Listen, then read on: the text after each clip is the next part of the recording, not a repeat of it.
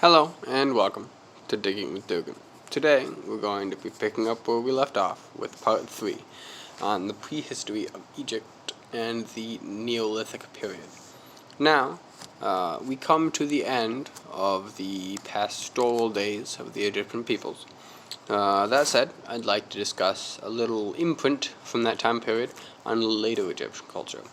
Now, under the pharaohs, it would be an extreme taboo, also an extreme goal of the successful warrior, to steal cattle, particularly from freemen, the pharaoh, or the church. To steal cattle from a free man, you would be charged 10 times the original price of the cattle. If you would steal from the pharaoh or the church, that being many of the divine cults in Egypt, you'd be charged 30 times the value of the cattle.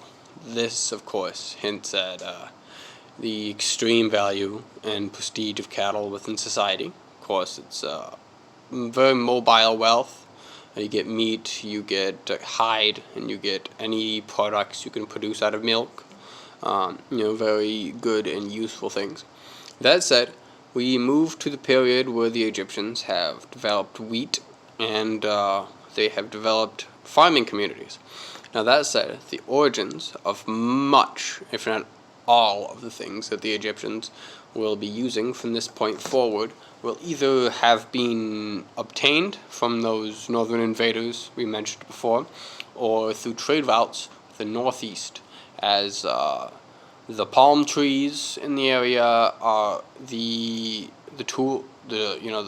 designs for tools, the irrigation techniques.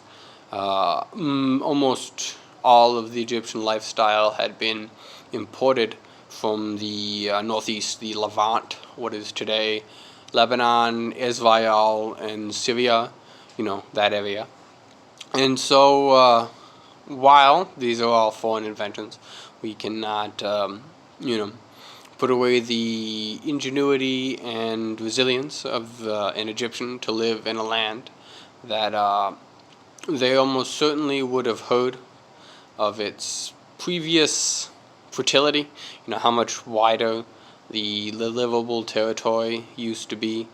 And some, of course, these once nomadic tribes develop into small city-states and communities.